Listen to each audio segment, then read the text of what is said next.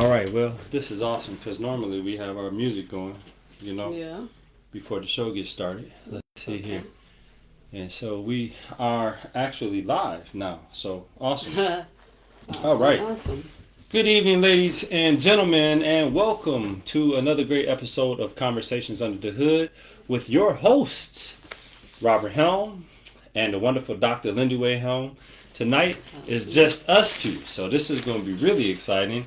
We're looking forward to having another great show, and we look forward to any comments that you might have, any questions that you might have.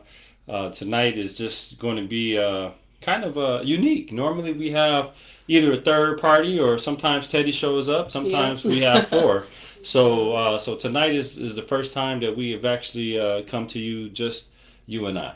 And That's right. so I'm excited about tonight because, this just makes me think of all of the wonderful conversations that we have anyway. Yeah. So Yeah. I About think, business. well, about business and about life in general. We Yeah. have, Yeah. I think, a lot of great conversations about different topics. But, tonight, considering that, our subject matter is family and business, Hmm. we just, I guess, want to stay true to that. And, considering we've had what now? This is our 11th show. Imagine Yeah. that. So And we I have made a it. lot of questions for you Uh oh. about business. Okay. Here we go. About business. Yeah. Yeah. Oh boy. Let's keep it business. No, So, no. You know what? The thing is, like, I always, wondered what was your first business and how old were you? But you can finish your introduction. Just keep my yeah. question No. in No. mind. No. No. That's. This is a perfect way to just jump right into it. So let's do. Matter of fact, hold on one second here. Let's just make sure we got everything set. The comments are on, and yep, everything is set here. I know we just jump right into it, Yeah. and like I said, normally we have our music going, and all of those different things. And so let me just quick go here. I'm so sorry about this because normally we have a third party that handling I, all our sound I think you effects. procrastinate. I'm curious. I'm sure a lot of people are curious. Sure, Like, sure. what was your first business, and how old were you, and why did you start that business? What Well, compelled you to start your first business? well, my first business. Hmm. Well, I guess if you want to think about it in conventional terms, like a solidified business where Hmm. DBA or what have you. Hmm. Um, but I could kind of take you back a little bit earlier than that because in my mind, I had my first business back when I was a young man. Probably, oh gosh, man, I would probably say, let me see, my baby is what, 8 years old, so probably somewhere between 8 and, man, maybe not even that, maybe 6 and like 10, somewhere What? between. Yeah, when I was growing up in Grand Rapids, as a young man, Hmm. we were in, we were in poverty. Hmm. I mean, I guess that's the easiest way to say it. Hmm. And so like around holidays and stuff like that, when you wanted things, like you couldn't really expect a whole lot. Hmm. And so, during that time, my brother and I, we used to actually go around and shovel, people's snow in the wintertime for Wow. during Christmas, Yeah. to Yeah. try to get like gifts and things for Christmas. Hmm. But then we would also, well, me anyway. There was a gentleman that I used to work for, cutting grass and just doing different things for.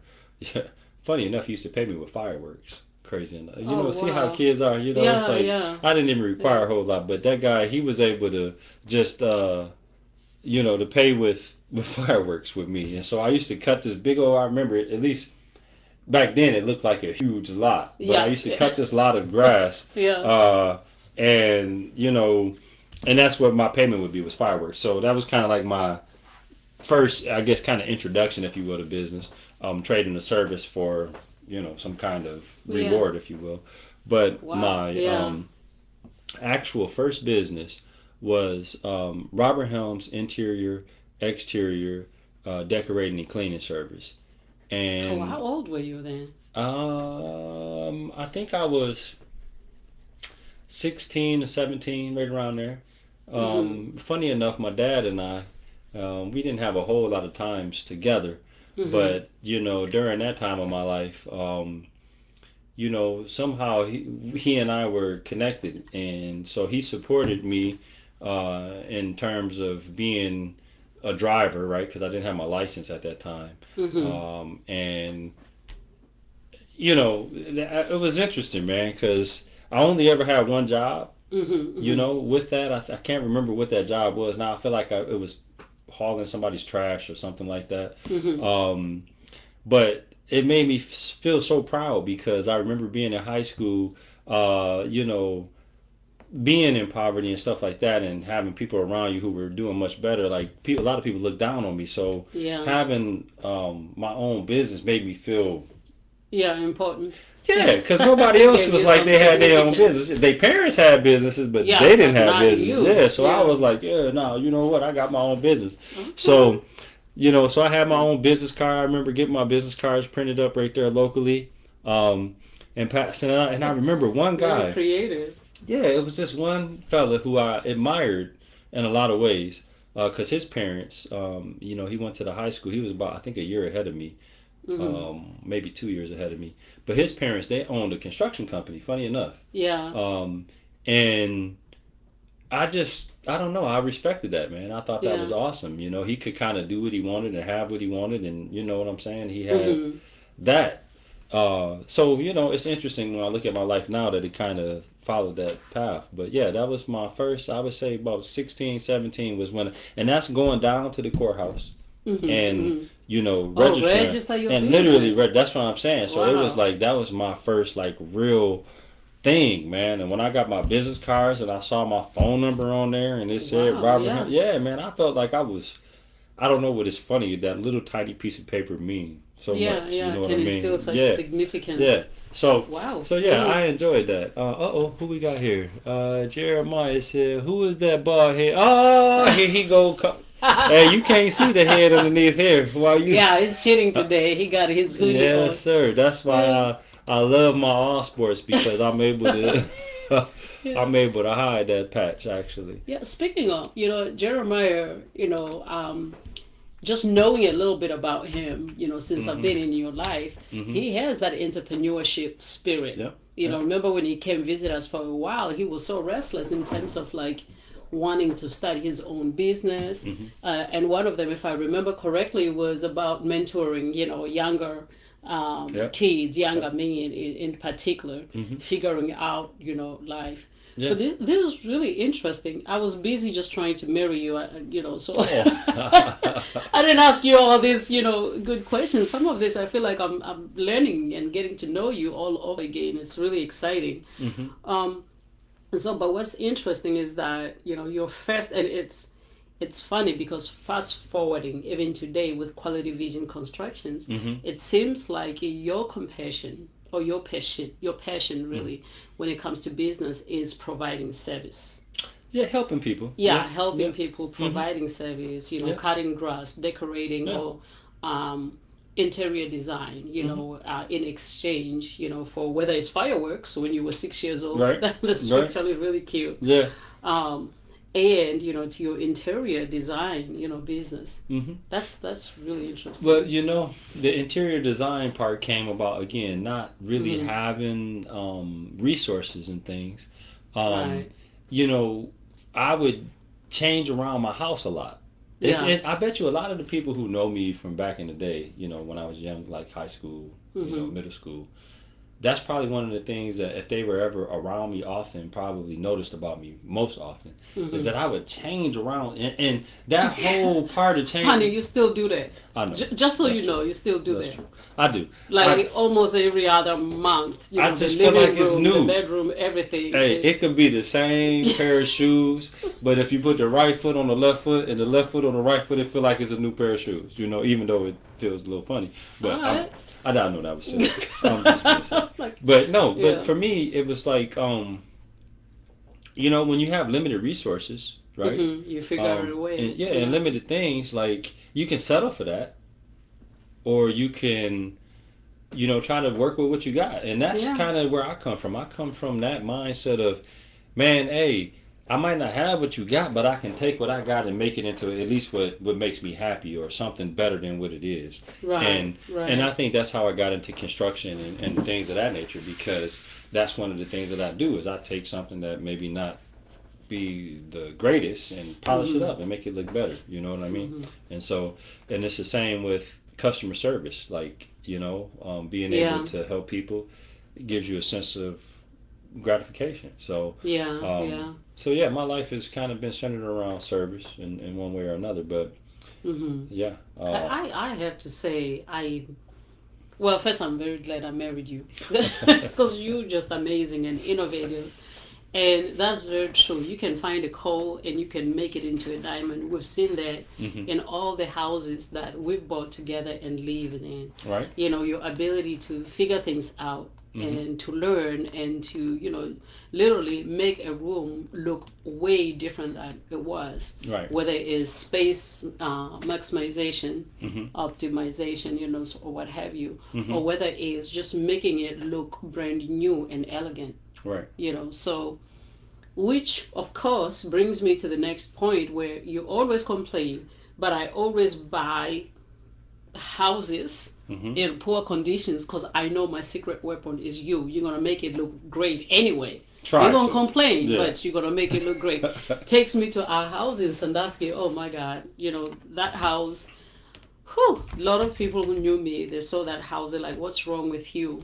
But there was everything right with me, and what was right with me was having a husband who was a licensed builder and a visionary, hmm who could literally turn that house into an envy of a neighborhood. hmm And we ended up selling it within 1 week for a really good price, twice more than I thought I could get. Right. So Right. that, I think, let me just say, I appreciate your humility, hmm but you're very talented when it comes to constructions, and you have this amazing vision, hmm and you're very innovative.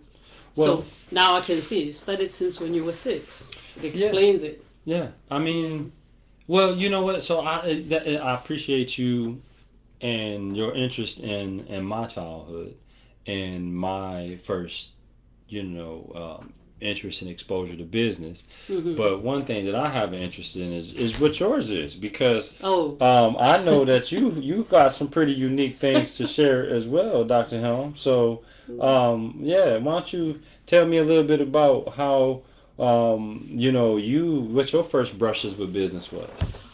Wow. Again, one thing we have in common, I grew up in poverty as well, but I want to be very careful what it means, right? What, Mm-hmm. what do you mean?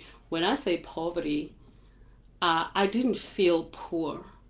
My mom and dad provided very well for us, Mm-hmm. and what they couldn't provide, all kind of food we had in our backyard. You Mm-hmm. know what I'm saying? We had bananas, we had sugar canes, we had mangoes, fresh fruit. So the whole thing of poverty, I think in a Western description, it just means exposure to material things, big Right. screen TVs or fancy clothes. Right. To us, we didn't look at it that way, Yeah. right? Yeah. So that's why I didn't feel like I was poor. But if you compare it to what poor means in America, of course, I didn't have the fanciest clothes, we didn't have TV, but I don't think that's poor, right? That's Mm-hmm. just the desire for material things because you've been exposed to what makes you feel like, you're not poor is because you have big screen TV or whatever that was. Mm-hmm. So, but my mother, when not working, she worked and she also on the side sold, bananas, Mm-hmm. fruits, tomatoes or what have you. Yeah. And me being the youngest of 8 children, Mm-hmm. I have 3 brothers and 4 sisters, Mm-hmm. right? Mm-hmm. And so the Man, watching you my got a brothers big and sisters, family, I man. have, yeah, and I was a baby. I was born Yeah. after all of them were born. So funny enough, I was growing up with my nieces and nephews. Mm-hmm. But what I saw my mother do was giving my brothers and sisters, the older ones, 2 of them, by the time I was born, I think they were married and had their own families. But Mm-hmm. the ones that I grew up with were much older than I was. But I saw my mother basically giving them money, and they will go buy their own product. Mm-hmm. Like my brother used to buy, fish, or sometimes he will go fishing, and he will fry that fish and then sell it to other kids at school, or sometimes go to this market where everybody was selling, product, and he will sell his. Mm-hmm. And my sister, she will do the same thing. So by the time I came about, I was so interested on that, because then they will bring profit home, and my mother will give them their commission, and they can do whatever they wanted with that money. Mm-hmm. But then, funny enough, they took whatever my mother gave them, they bought more product, Mm-hmm. Mm-hmm. that my mother didn't help them with, and then they will sell that product, and then now they had their own profit. Right. So, and then they were surviving that way. So my first exposure to that is, I think, if I remember correctly, I was the baby, so I didn't have to do a lot of what my brothers and sisters were doing. Mm-hmm. But my first little bit of money, I went and bought this, what we called acha, during the day. It's kind of like a spice made out of mango oil and a whole lot of spices, Mm-hmm. at this Indian factory in South Africa when I was young. So I bought that, and I will go to school, and you will sell a scoop, Mm-hmm. little spoonful, Yeah. for like a dime. Mm-hmm. So I will sell that to all the children because it went really well with lunch. Mm-hmm. So with that, made profit, bought flour, and one of my sisters, she was really, really good. She used to bake just about everything. Mm-hmm. And so buy flour and buy some cooking oil. And she used to make these round little donuts, they seem like little donuts. You Mm-hmm. could eat them with acha. So now I was selling acha, and I was selling, this, we used to call them fat cooks. You were in South Africa. Mm-hmm. Remember, we made fat cooks for you. It's one of the South African food delicacy, if you will. I don't remember, but Yeah. I'm Well, I thinking, try to remember, because Hey, that well, fat okay. cooks are a big Hold on. deal in Yeah, South listen, Africa. So Yeah. that all of that is good. What I'm trying to get to is the brilliance that you told me about. Well, real quick here, we have Mr. Jeremiah Morris, my nephew, man. How you doing there, buddy? He says to tell about. I think he probably means talk about dating in this new age versus the old age. Oh my. So hold that thought though, because we'll all right, jump into that. I'm gonna write that down. Yeah, Okay. but before we get there, what I wanted to talk about was your genius about making the African garments that, when you got involved with African dancing and stuff my. like that here, Yeah. that Yeah. the idea that you had about taking, and improving things and then reselling them, man, that's what I thought was, Yeah. I think a really important thing to share, especially right now in the environment we have now. Yeah. So fast forwarding, came to America in 1989. I was really Mhm. young then. I lived Uh-oh. with my American family. It says no sound. Uh-oh. Hopefully can we you hear got sound. There are 7 comments as well. Yes. Hmm. Hey, what do you mean no sound? Oh, I don't know what's. Oh, there's sound. No, because I'm listening to it on the other side. So that must be her. It looks like Miss Denise Helm. It must be yours because I'm Yeah. listening to it and I And can everybody hear sound. else here is okay? Yeah, yeah. Jeremiah can because he's talking. Okay. So, but anyway, let's not get distracted by the comments. Thank you very much for your comment, Denise. Yeah, absolutely. Thank you. But go back to what you. So fast forwarding, I graduated from high school here in America in Ann Arbor, moved to Lansing, from Ann Arbor, and I think it was like 94 or 95, around that time. And I studied at LCC, so I had to afford my tuition. My adopted, mom, she was a single mom. She was not necessarily wealthy, so she did everything she could to help, but, I had to supplement, things that I needed. So my first job was at Burger King. So as I was washing dishes back there and all that, because, unfortunately, working the register or taking orders was reserved for whatever the kids that the manager liked. So me and this other lady from India, we were stuck in the back washing dishes. I don't regret it because it really taught me hard work, and and it compelled me to want to be successful when I grow up. So I used to sing, just to make washing all those big pots and dishes and all that. I used to just sing.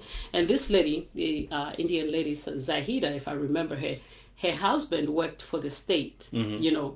and worked with a lady who also danced with the Pashami dancers. Mm-hmm. So she told her husband about me. Long story short, next thing I knew, I was invited to meet these, Pashami dancers, this group of African dance people. Mm-hmm. And so I met them, and they wanted me to join the group. And of course, I already loved to sing, and I thought I was a good dancer. They thought I was a good dancer, so that worked out. And it just dawned to me, they was gonna pay me every Mm-hmm. time we performed, but that never materialized. I don't remember why.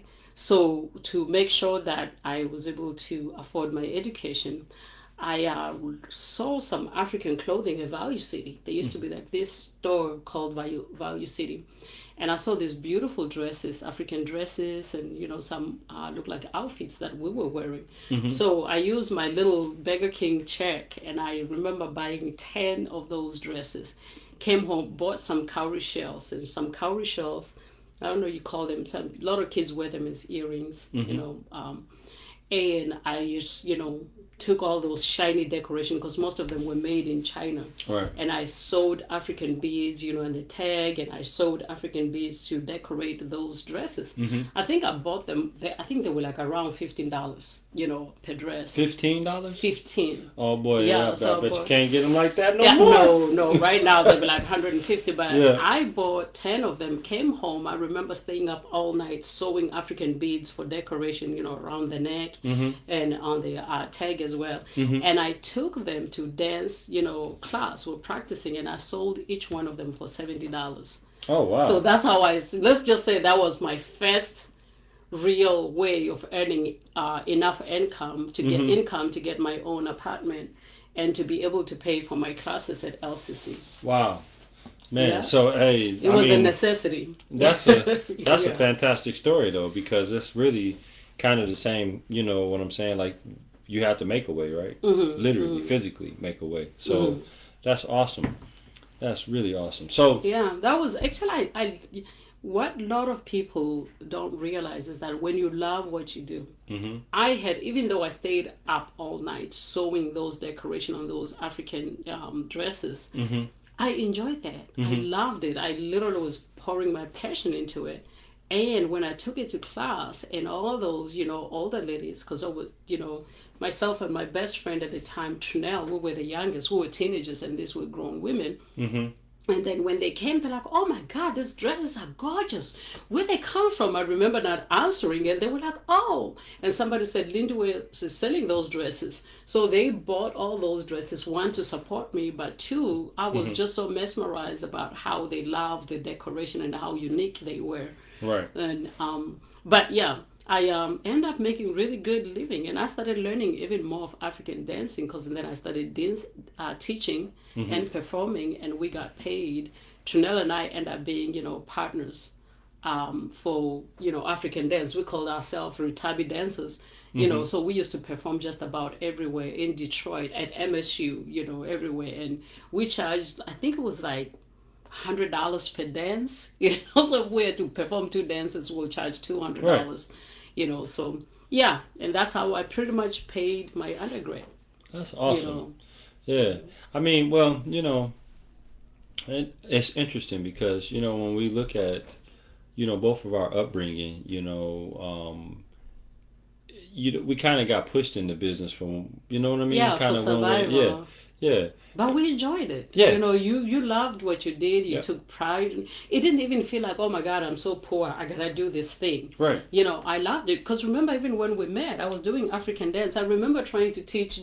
Jeremiah was only 4 years old, so he wouldn't remember. Mm-hmm. But little Bree, Mm-hmm. I tried to teach her how to drum, and the kids and all of that, So Mm-hmm. it's something that I really loved. I still love today. And in fact, I'm working out with something on my college to start teaching again. Mm-hmm. Particularly African dance, but yeah. Whoa, what happened there? Oh, yeah, no, that's awesome, man. I think, again, when we consider kind of what our upbringing is, and then to see where Mhm. we are, and kind of even what we're talking about now, family and business, right? Right. Right. It just seems pretty consistent in that way. So Mhm. that's exciting. Um, and matter of fact, while we're talking about kind of, I guess you and I on a kind of a personal level, we can talk about. We had a few people post a couple comments. Well, let's address the comment that we got right now here Right. about talking about the dating. Jeremiah Morris, he says, "What is it? Talking about dating in this new age versus the old age." Well, that's interesting, man, because I haven't We dated old for in. that, Yeah, what I'm saying, like, Jeremiah. We man, ain't dated like it's what, been 20, 20. 24 years. Yeah, Oh my goodness. 24, Yeah. almost That's how 25 years. long we've been married. Yeah. Yeah. So to speak to dating now, unless we speak to it from the perspective of just husband and wife, trying to keep the Yeah. flame going, right? Yeah. Um, that's probably the only perspective that I could speak from the current dating, perspective. But dating back in the day, I can definitely speak to that a little bit. So I don't know if you got a specific question about that, you know. You know what? Okay, I'll answer that a little bit. Okay. For Uh us, when we oh. were dating, Oh, hold yeah. on. Let me tighten up my. No, no, no, no. I'm not gonna go into details, Oh, but we didn't have social media like we have today. The right. culture was very different then. Um, but there was always, what was that? You could meet people online, but back then it was really dangerous. Only few people were doing that. Oh yeah. Um, I tried that. It didn't work out for me. In fact, I end up meeting somebody who would have been very, very dangerous. Who's, for Mhm. me. You Mhm. met somebody too online. It didn't work out. The Mhm. way we met, you came to, I don't know, it was basketball, aim high. I Yep. think you were gonna try out. Was that for Chicago Bulls? I No, don't remember. actually, man, wow, boy, you taking me back now. Yeah, you came to Um, try it at aim high. We met yeah, at no, I TFG. wanted to try out for the Chicago Bulls because I Yeah, was living in Chicago at the time, yeah, or outside of Chicago in the suburbs, southwest suburbs. yeah. But and man, that's actually, man, boy, you bringing back some great memories because now I remember my basketball coach, man. Boy, Yeah. Al Nichols, man, that what an awesome guy.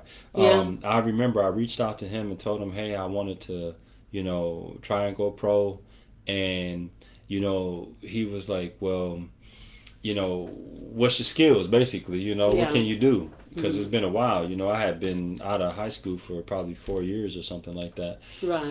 And I'm like, oh, I'm great. I can do this and that. And I remember he and we got somewhere at some gym. I don't remember where it was. Must have been Hmm. Muskegon, or maybe it was Baldwin or something like that. Hmm. But I was shooting around, and long story short, I feel like he might have told me I needed to, get some practice in or what have you, Yeah. um, or to get some of that real good, solid, next level Experience. training. Yeah. Yeah.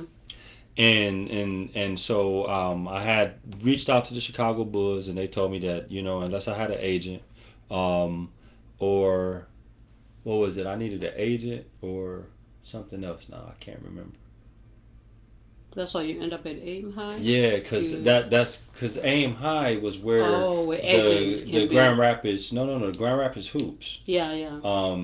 That's where their tryouts were, and that was a Yeah. semi-pro. So, oh, that's what it was. Is I either needed to have an agent or I needed to be in the semi-pro. I think with an agent or something. I can't remember now. It's been so long. But Right. ultimately, I didn't have an agent, and because I was just, man. Honestly, I had one from high school, Yeah. which is where I started to realize I could. I'm like, oh man, I can play, you Yeah. know.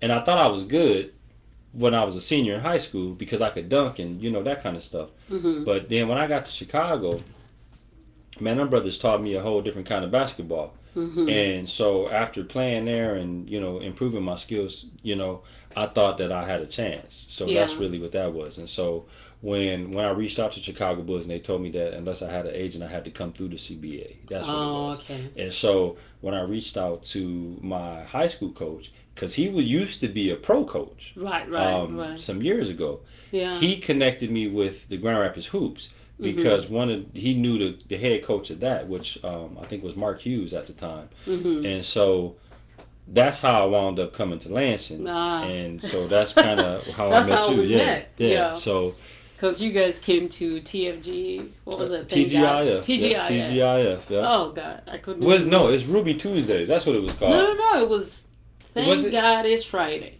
That was the name of the Oh, restaurant. wait a Because I minute. used to live in those apartments over Right, there by but Horrocks. that is it? Was it? Ah No, man, it it's wasn't been so Ruby long. Tuesday. It was I thought Thank Ruby God It's Tuesdays Friday. was Tuesday. Oh no, that's right, because it would be opposite Yeah, Tuesday and Friday. Yeah. Okay. yeah, Never mind. exactly. Yeah, maybe that's a different restaurant. Yeah, you guys were there, and so we met physically versus social media, meeting Mhm. people online. Because Mhm. nephew, one thing I'm going to tell you is that when you meet people online or in social media, you're meeting their best friend. You're not really meeting the real person, Right. because people are using filters. They will tell you anything and everything that they think is trending, or anything that they think you're going Mhm. to like. Right. So that's one thing. Even watching our children date now, it's for us old school is almost scary. Mhm. But I have to say, this young kids are very resilient. Like for us, oh, cheating was a big deal. Breaking up was a big deal. All of that. And these kids are like, okay, next chapter. Like it doesn't even matter. And I'm sitting there like, wow, this is new for us. Oh But man, yeah. So, yeah, oh boy, you talking about new for us? Hold on one second. I'm trying to see here if I can do this again. yeah, Um. So yeah. So I guess if you want to kind of speak on behalf of yeah. The like your old relationship age with maybe. versus old, new age Yeah. dating. Well, let's Yeah, let's let's let's let's let's let's yeah. say Old this. school versus new school. Yeah, because you have like with our daughters, we have five wonderful children Yes. and Yeah. four daughters, right? And so Mm-hmm. my daughters, you kind of, I guess maybe you know more about the dating of younger people, right? Yeah. Than I would because they more inclined to talk to you about their dating things. So not that we need to talk about anything specifically, but Yeah.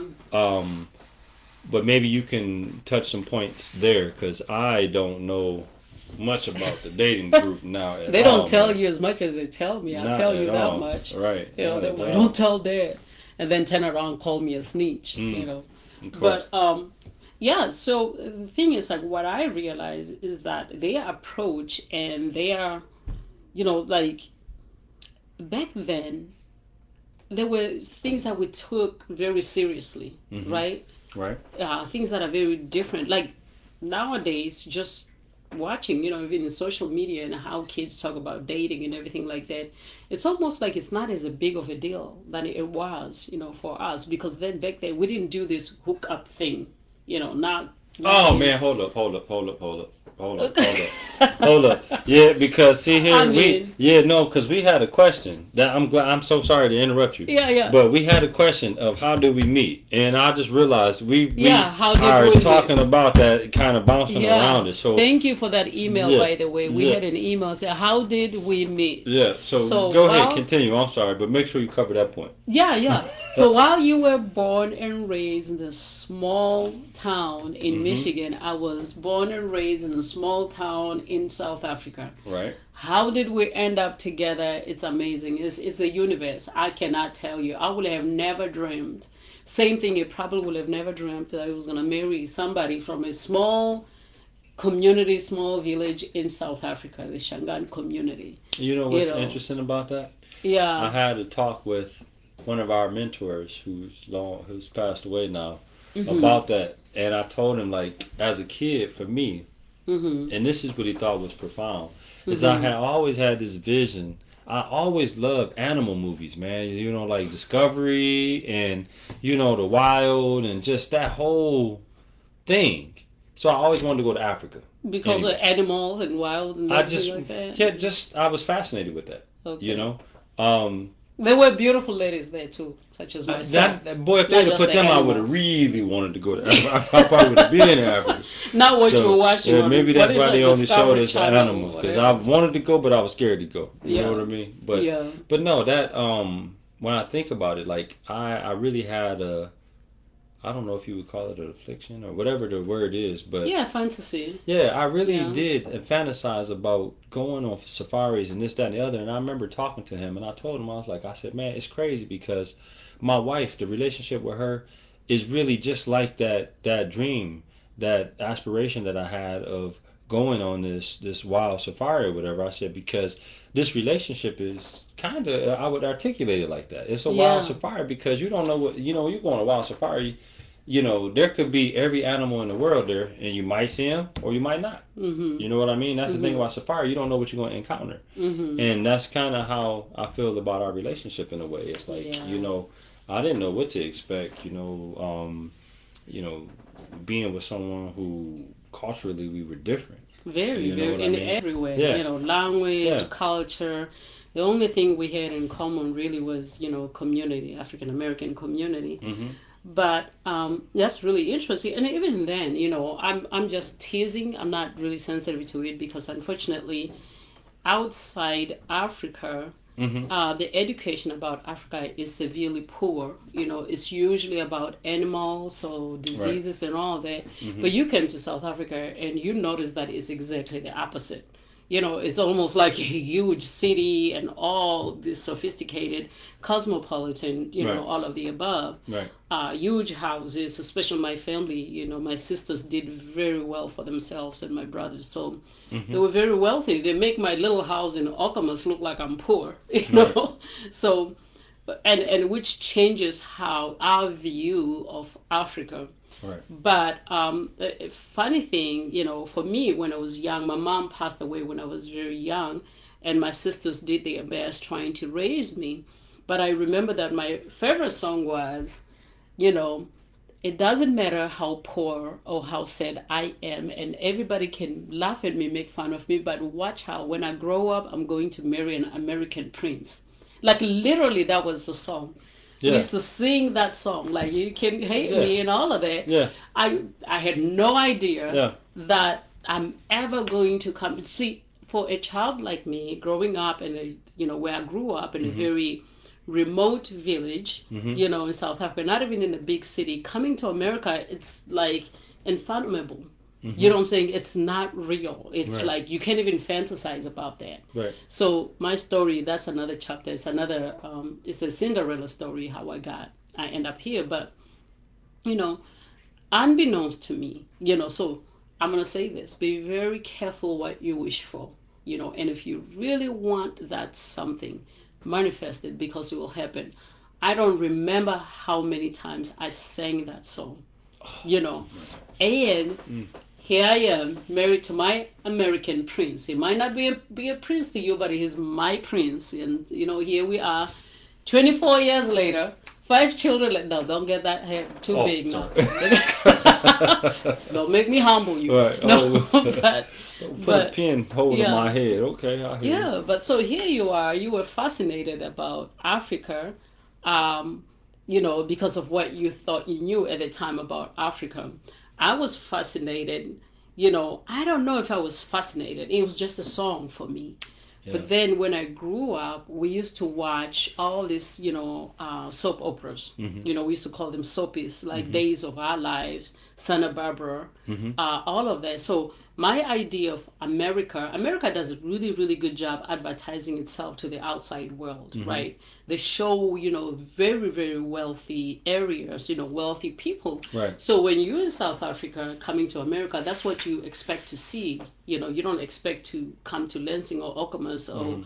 Ann Arbor, because that's not what you saw on TV. Mhm. So when you come here, and I remember when I met some of your friends, they used to ask in Baldwin, where you lived at the time. Mhm. And I remember I didn't mean to be offensive, but I was just so amazed how the area, it didn't look necessarily what I thought America should look like on TV because that's Right. what I saw. Mhm. And when people ask, like, do you have bathroom in Africa? And I remember my answer, like, if you live here, live in a houses that looks like this, you really shouldn't ask that question. And I was so confused in terms of how people got a little offended. Mhm. But I didn't realize until I saw what was being showed on Discovery channels and, things like that about Africa. And then I started understanding why people ask the Right. kind of questions they were asking. Right. Why a lot of people, when they thought of Africa, they just thought of animals, safari and all of that. Or maybe poverty and diseases and things like that.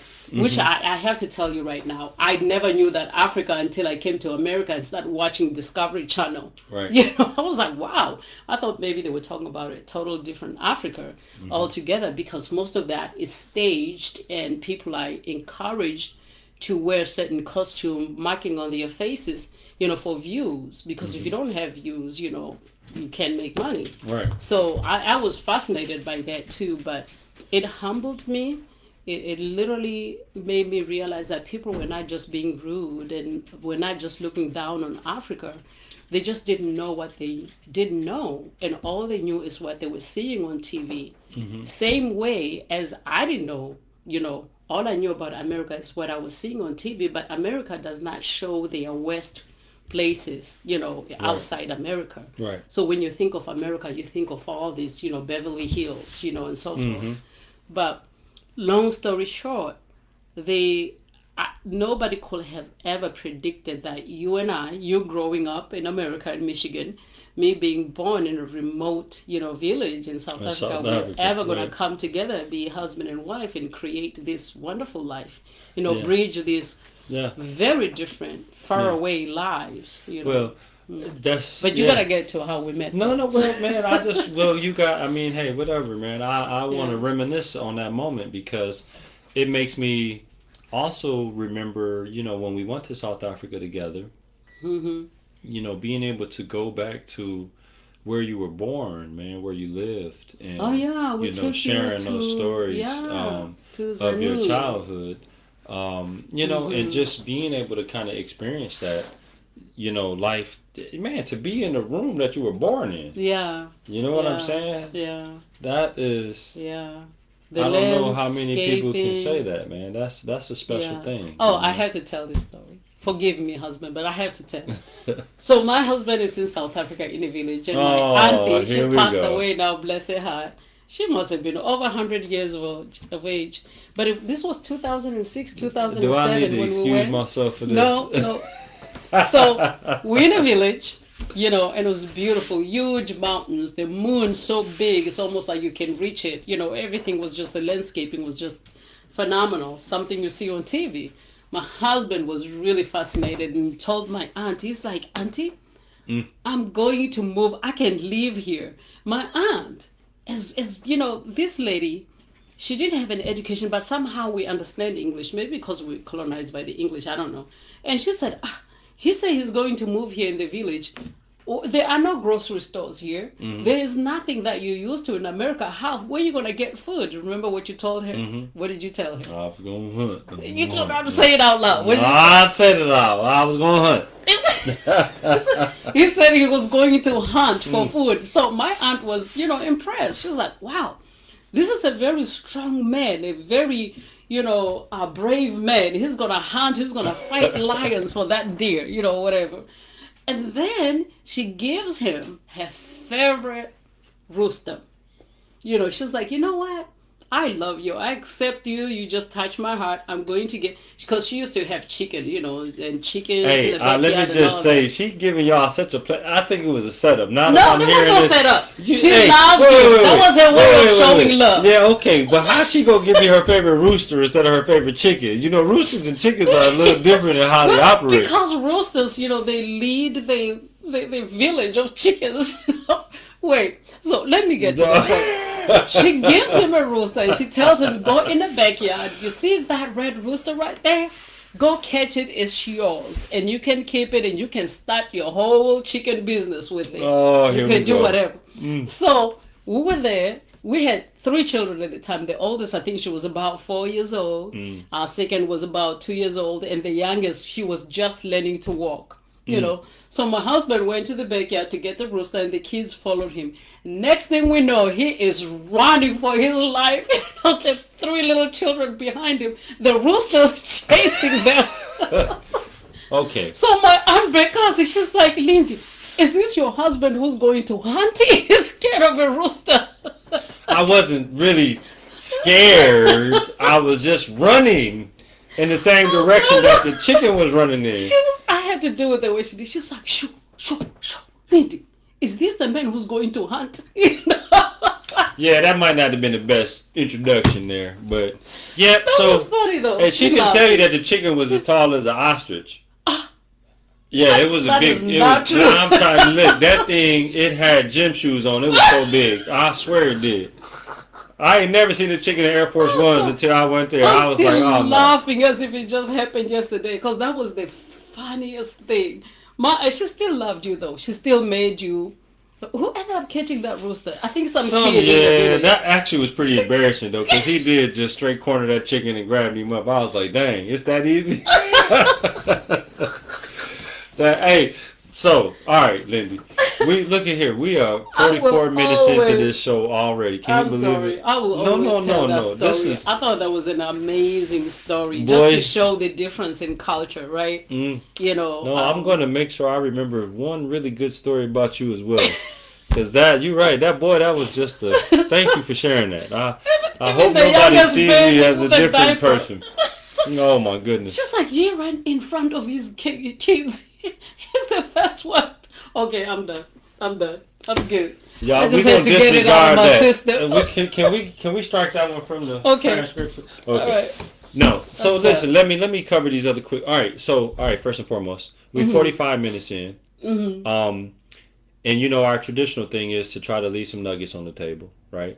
Mhm. And so is there anything so far that you feel like is a point that we should just kind of reiterate to share with people, just in case Yeah. it's something that they Well, can benefit I from? will say we're talking about a relationship, and I'm being facetious in so many ways. But one of the reasons we've been together for 24 years, Mhm. going on 25, Mhm. and we, been through a lot together. Mhm. But one thing that we did over and over and over again was trying to start a business, sustainability, and we've learned so much.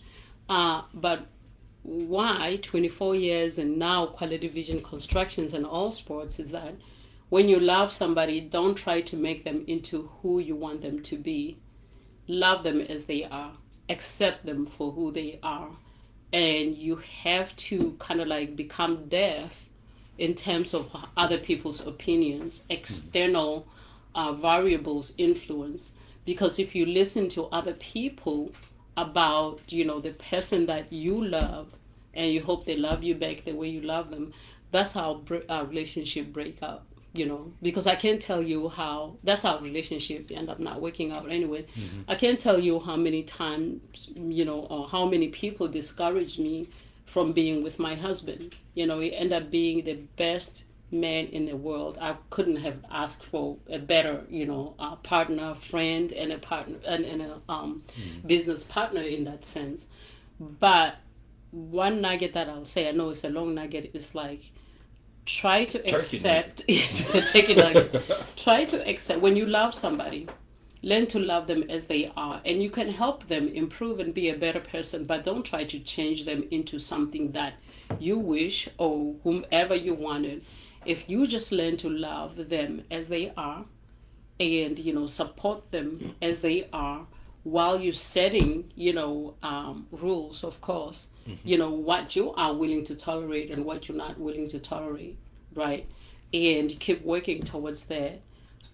You will be surprised because time goes really fast. Before you know it, you're 30, 40, 50, 60. You have a strong partner by your side. Mhm. And if you didn't, it doesn't make it wrong. It's just that for people, and it doesn't matter whoever you want to love, just love them as they are and encourage them, support them in their dreams, and be there for them. Mhm. We've definitely been through a lot. Mhm. But this man accepting my African ways, because I'm very stubborn, I was not, he knew from when we met. I said, look, I am not about to put myself in some box that Right. you may have in mind what a woman should look like, or whatever. I'm gonna be me, and if you don't like me, that's okay, just leave me. Right. You know what I'm saying, as I am. Mhm. So but then he learned to love me as how I was, Mhm. and I learned to love him as what he was, and we all had boundaries that we at the earlier age. And my sister-in-law was a very big influence also to helping her younger brother love the best way, in a mature way possible. My family also was very instrumental to say, hey, if you love this man, here's how to be a grown up, right? Mm-hmm. Here's how to support him, accept him, and love him as he is. So just be, in other words, don't try to change people. Try to support them, encourage them, maximizing their best qualities, set boundaries, and then communicate all the time. I love it. Uh, That's so on point with exactly what I'm thinking. Actually, and my mother-in-law too. She loved me. Yeah. So once she met me, she was like, I don't want to meet anybody else. So you Yeah. couldn't even misbehave if you wanted to because she was on you. Right. So- Right. Well, I would say just adding to what you said actually, because I think you really hit the nail on the head, and that is just helping your spouse just be the, instead of trying to change them into who you want them to be, Mhm. help them be the best person that they can be. Right. So if you start there, because it's like when people feel empowered and they feel appreciated and when they feel loved and respected, it brings out a different person, Yeah. And Yeah. so if we start out by, it was interesting because today I heard something on, this brother, I forget his name. I wish I could mention his name right now. But he's a financial guy. But anyway, one of the things he was talking about was, basically your mindset, Mhm. you could either spend your time thinking about the negative things that you can't do or Right. don't have or whatever that aspect is, Right. or you could spend time being grateful for the things that you do got. Right. And I thought about that from a relationship side of things. I was like, how many relationships have I been in, right? Or Mhm. how many relationships am I aware of? Let me just say, I'm so glad they didn't work out. Well, all of that. But, Right. but the reality is that how many of those relationships did you walk away from because you weren't happy with what someone was doing? Right. Whether it's friend, family, or foe, right? Right. Versus uh, taking that moment to also think about, because it's easy to, it's like how they use with business when they say that one unsatisfied customer can cost you let's say 10 customers as opposed to Yeah. Yeah. so Yeah. that's that same kind of Customer concept, right? service. It's Yeah. like when you are focused on that negative, man, it's going to continue to grow and strengthen, like, right, it consumes you, Right. right? Right. And so if you and I, for instance, let's say I didn't like the way you wore your shoes, but Mhm. every day you wore those shoes that way into some point where you just did it to annoy me, Right. you know? So I could fuss and argue and complain about that, or I could be happy that you got shoes on your feet to keep you from getting cuts and all, you know what I'm saying? Mhm. Like, yeah, I know that's a little ridiculous, No, but no, no. It's I'm smiling yeah, because fashion wise we were very different. yeah, I was very Afrocentric in my fashion, mm-hmm. and you were very hip hop, kind of like in your fashion, Urban, urban. yeah, Yeah, you were very urban in your fashion. yeah, And so some fashion of mine, you'd be like, what is that? I said, I don't care what it is. It's my African clothes and I'm going to wear it. And you're like, oh, okay. And then for you, I used to say, I'm like, why are you spending so much money in your clothes if you can just save it?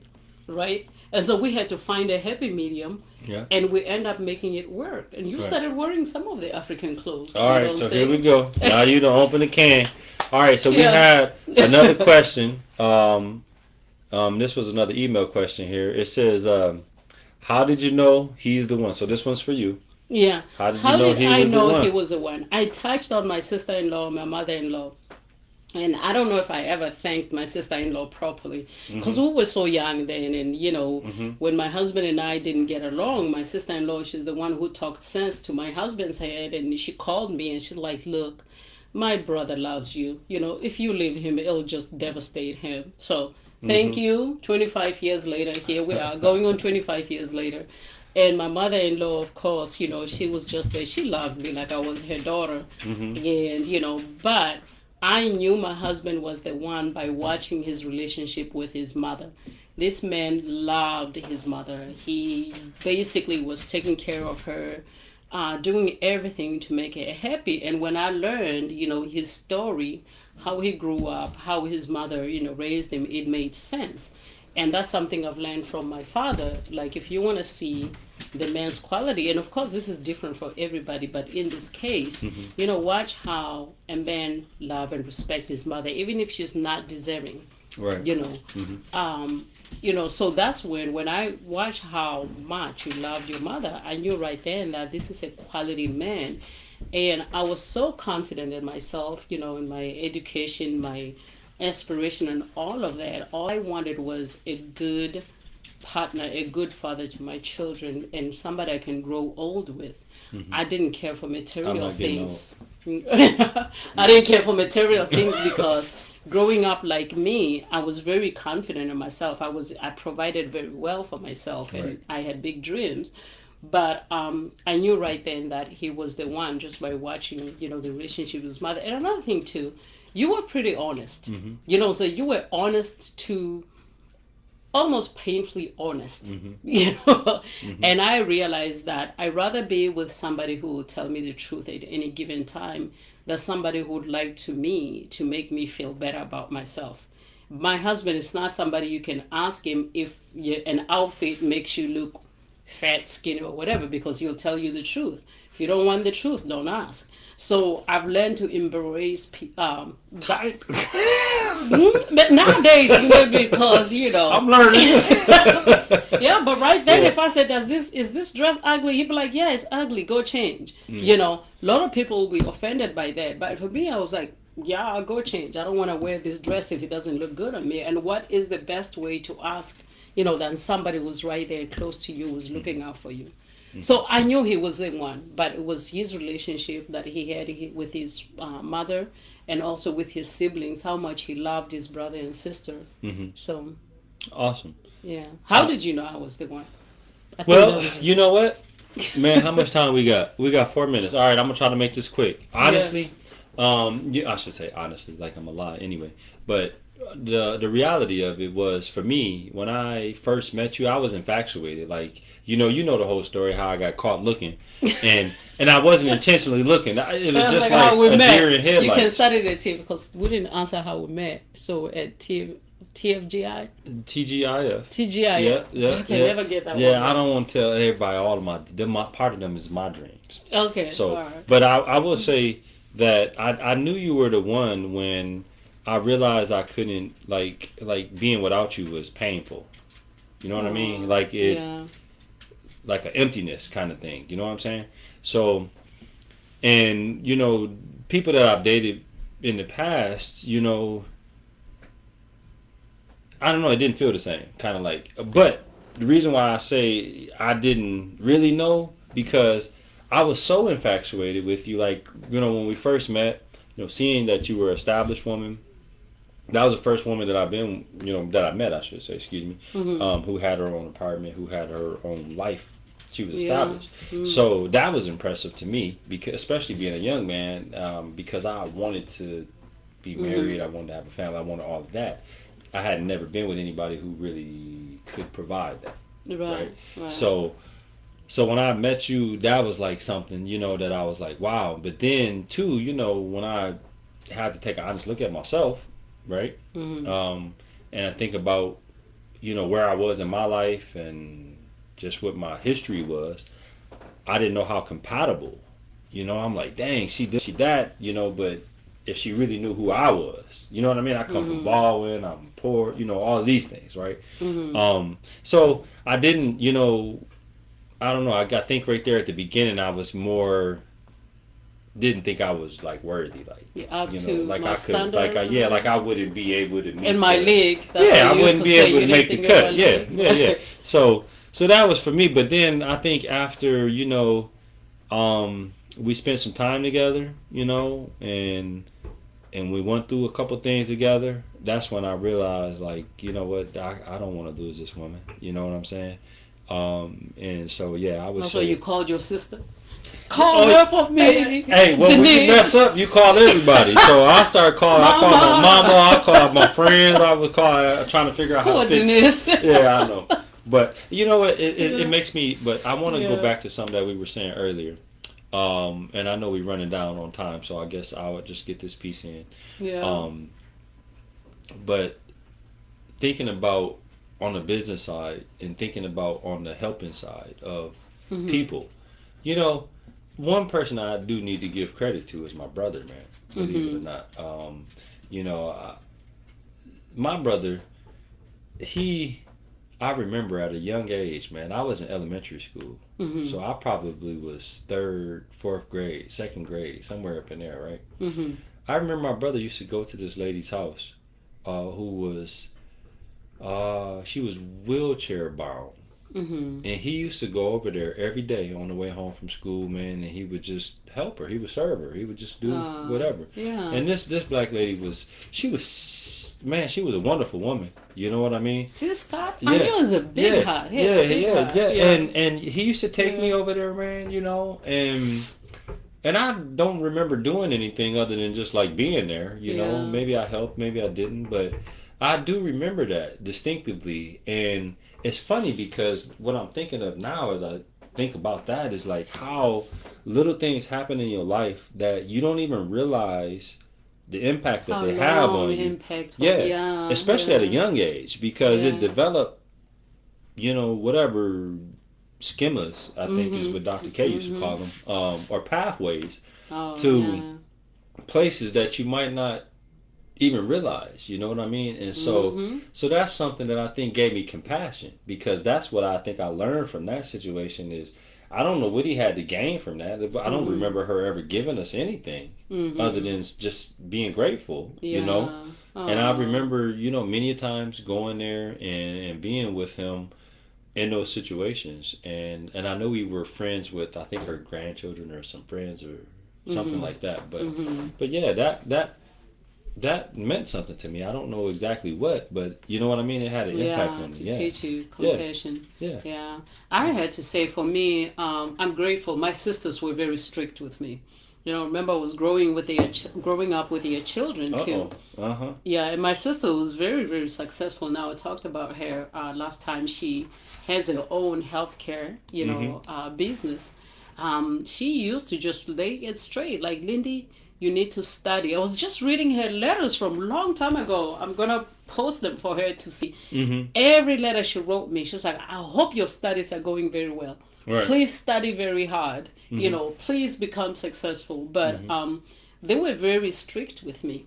And they made me very scared of dating. Mhm. So, you were literally, yeah, I know, in America, I think you I were got maybe lucky. my second Yeah. relationship, second or third relationship, because Yeah. I always had this thing that if I mess up, I'm all I have. Mhm. And my sisters, they were like, we love you, but if you think any of us are going to stop our lives, Mhm. to take care of you because you messed up, Mhm. you're going to get it wrong. It Right. doesn't mean that we don't love you, but the reality is Right. you got to get your stuff together. And it starts with you being, very serious about your education and Mhm. about your success. So that's why when you met me, a lot of people thought that I lived with my parents, but no, I just lived by myself. I was a college graduate and I was very serious about taking care of myself. So it Established. Yeah. just looked like I was established.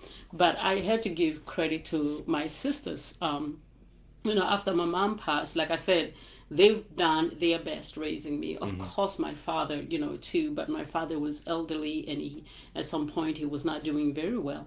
One thing that I'm very grateful for is like they always, especially my sister Shongi, she was the one that I wanted to be like her. Mhm. I used to watch her when she was not. I used to even, use a toothbrush because I used to dream that when I wake up, I'm going to look like her Oh. and I'm gonna be Hey. smart like Shongi. Don't Don't get yeah, mad yeah, at don't me be when you telling look her at this this. now. That's what how kids think. Now I'm telling you because you can't do nothing about it. Right. But I've watched how this lady was hardworking. Mhm. She was a straight A. She was straight A's. She will stay up all night. She will do everything.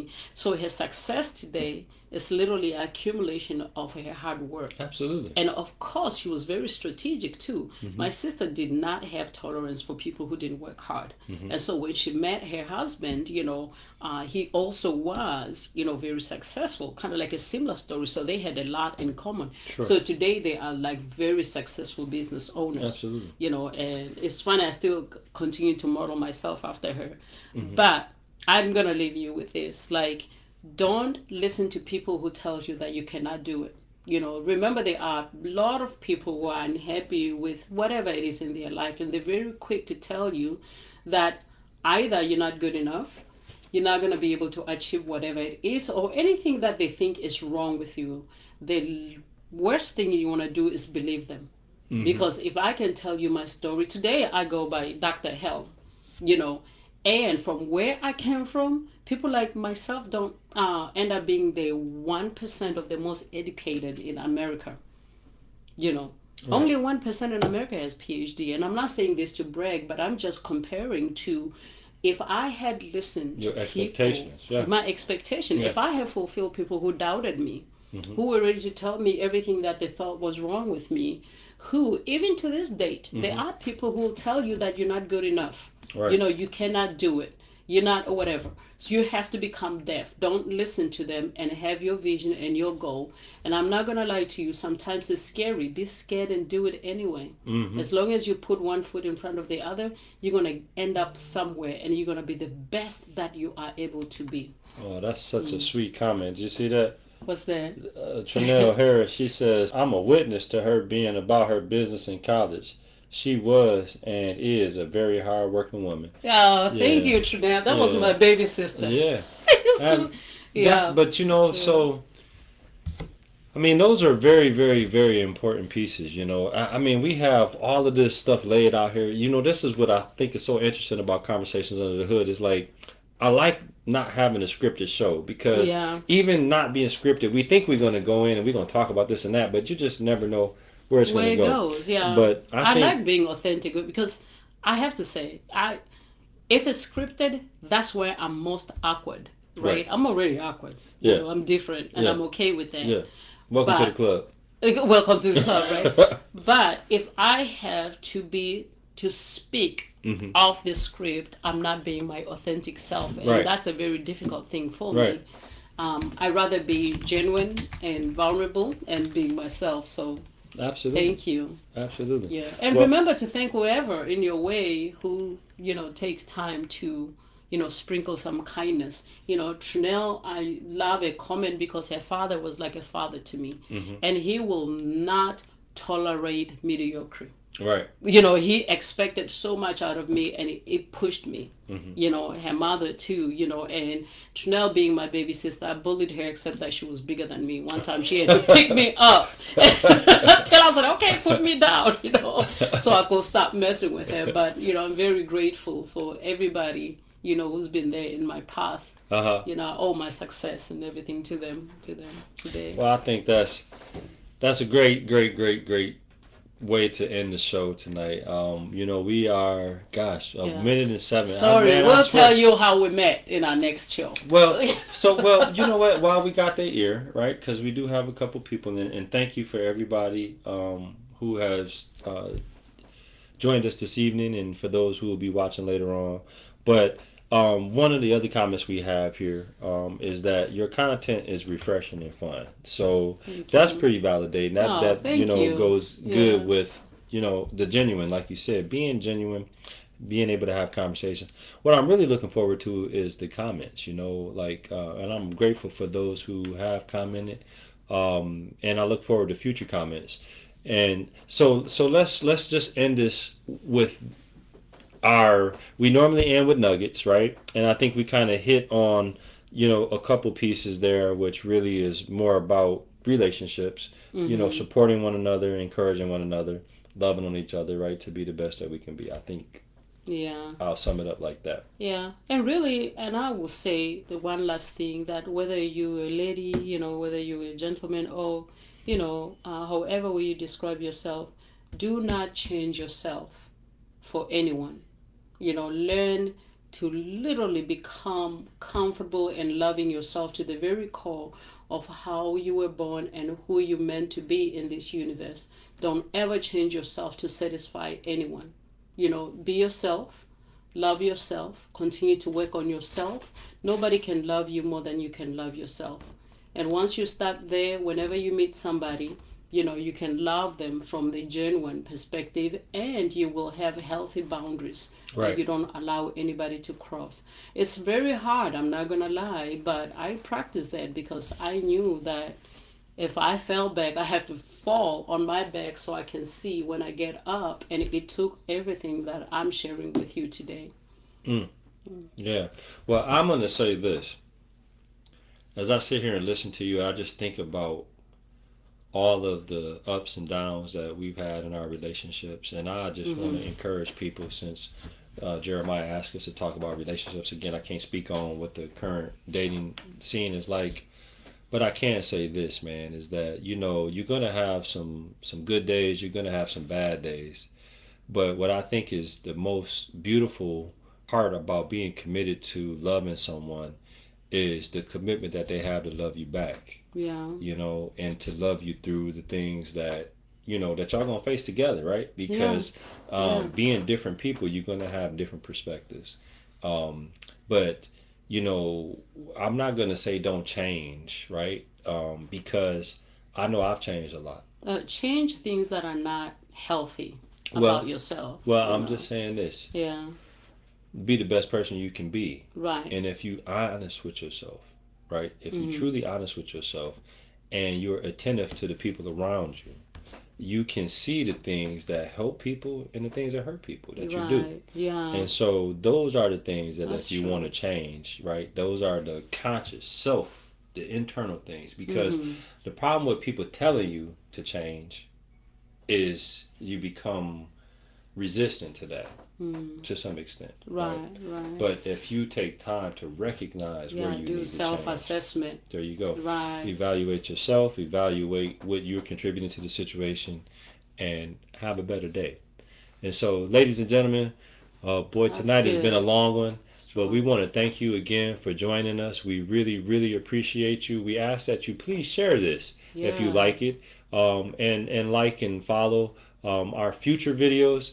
And we're gonna just say tonight we normally go out on the music, but hey, it's just us two It's tonight. just us So two we're tonight. gonna go And out. look Hey, at the give me a comments. kissy. We We're going love out with y'all a too. kissy. Oh, see. Mwah, We yes. love y'all too. And thank you so much. Yes, always be yourself, do self assessment.